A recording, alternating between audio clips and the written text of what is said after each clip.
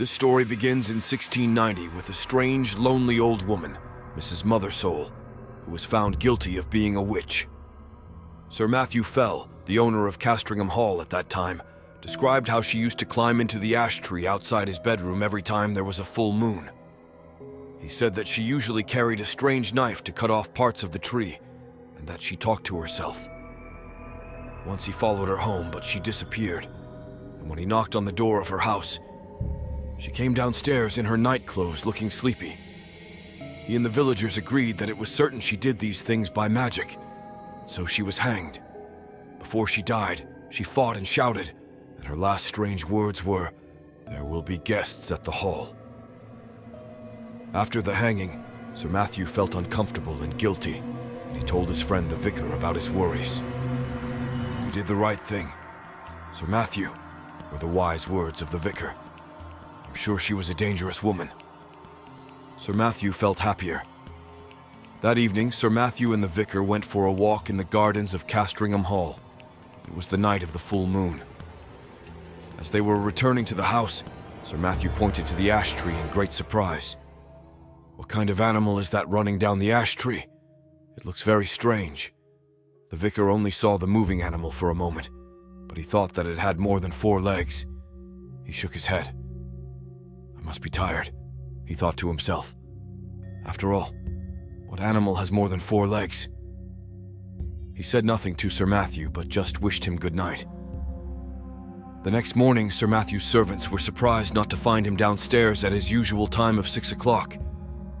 When 7 o'clock and then 8 o'clock passed, they began to suspect that something was terribly wrong, and they went up to his bedroom.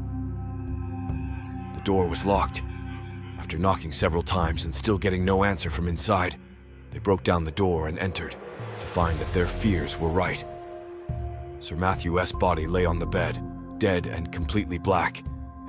There were no wounds or other marks on him, and everything in the room looked as usual, except that the window was wide open. His servants at first suspected poison, but the doctor who was called found no such thing, and could offer no real explanation for Sir Matthew's death. When he heard the news, the vicar rushed to Castringham Hall, and while he was waiting to hear the doctor's opinion, he looked at Sir Matthew's Bible, which was lying on a table by the dead man's bedside. He opened the book, and the first words he read were from the book of Luke, chapter 8. "Cut it down," were the words he read. The servants locked Sir Matthew's room that day, and it stayed locked up for the next 40 years. By that time, Sir Richard Fell, Sir Matthew's grandson, was living at Castringham Hall. He enjoyed spending money, especially on rebuilding parts of the hall. He also decided to make the local church bigger, so that his family could have a fine new seat in the new part of the church. In order to complete this building work, some of the graves in the graveyard had to be moved. One of the graves was that of Mrs. Mothersole, the old witch who began this story. The villagers were excited about the opening of her grave, and a crowd came to watch. However, they and the workmen were amazed to find the grave completely empty. No body, no bones, no dust. At about this time, Sir Richard started to sleep very badly. The wind made his fire smoke and the curtains move, and because his room faced east, the sun woke him up early in the morning. One morning he asked his servant to help him choose a better room, and he made a tour of the house, finding something wrong with each room. Each one was either too cold or too noisy, or it faced the wrong direction. Finally, he found himself outside his grandfather's old room. His servant tried to persuade him not to go in. "It's a bad room, sir. They say terrible things happened in there, and no one has opened the door since the death of your grandfather. Also, the ash tree is right outside the window, and that's always unlucky, sir." But Sir Richard was not listening. He unlocked the door and walked straight in. "See? Nothing unusual in here, James," he said, and he opened the window. As he did so, he noticed how tall and dark the ash tree was. Its branches seemed to be trying to reach into the room. But he said nothing.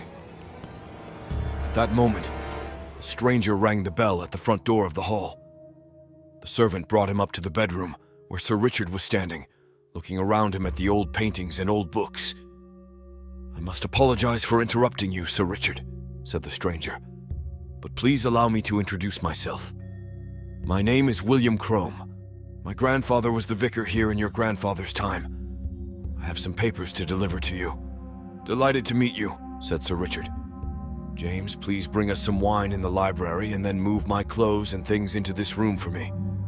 I will sleep here in future." While he was drinking a glass of wine with William Crome in the library, Sir Richard looked at the papers, many of which belonged to his grandfather. Among them, he found the notes made by the old vicar about the day of Sir Matthew's mysterious death. "Well, well," said Sir Richard, laughing quietly. "How very interesting. It seems that my grandfather's Bible gave a piece of advice on the day he died, and your grandfather thought it could be about that old ash tree outside the bedroom window. 'Cut it down,' the good book told him. Those were the first words your grandfather saw when he opened the Bible on the day of my grandfather's death. Do you still have that old Bible?" asked William Crome. "I'd very much like to see it." Sir Richard found the old Bible easily. "Yes, here it is. A bit dusty, I'm afraid. Let's see what it has to tell me. I'll open it at any page and read the first words I see, just as your grandfather did." He opened the book and his eyes fell on the words, "You shall look for me in the morning, and I shall not be here." Sir Richard was sure that the words were again about the ash tree. The Bible was crying to give him some advice. He ordered some of his servants to cut it down the next day. But Sir Richard did not live to see them cut the ash tree down. That night, at exactly midnight, a strange and terrible animal jumped from Sir Richard's bed, ran silently to the window, and disappeared into the shadowy branches of the enormous tree. No one was there to see it, but the next morning they found Sir Richard's body, like his grandfather's, dead and completely black. When William Crome heard the news of his new friend's death, the words from the Bible came back to him. "You shall look for me in the morning, and I shall not be here." He immediately hurried to Castringham Hall, where he found the family and servants crowded round the ash tree. "Sir Richard's last orders were that we should cut down this tree," explained James, and then, in a quieter voice, he went on, "And there's something very strange about that tree, sir. Very strange. It's hollow, and they say something lives inside it." The gardener put his ladder against the tree and climbed up to look inside. As he held a light over the hole, his face suddenly looked so terrified that several of the people watching from below screamed and turned to run. The gardener himself fell off the ladder, dropping his lamp down into the hollow tree, which quickly caught fire. As the tree started to burn, the crowd saw an animal run from the tree. They screamed in horror as they saw its shape and size. It looked like an enormous spider about the same size as a man's head and covered all over with gray hair. "Look, there's another. And another," someone shouted. For a long time, the men watched these terrifying animals trying to escape from the fire one after another, and then they killed them with sticks. At last, the fire burned itself out, and William Crome, James the servant, and some of the braver people went to look inside the blackened tree. There they found the bones of a human being. The doctors who examined it afterwards said that it was the body of a woman who died around 1690, the year that old Mrs. Mothersole was hanged.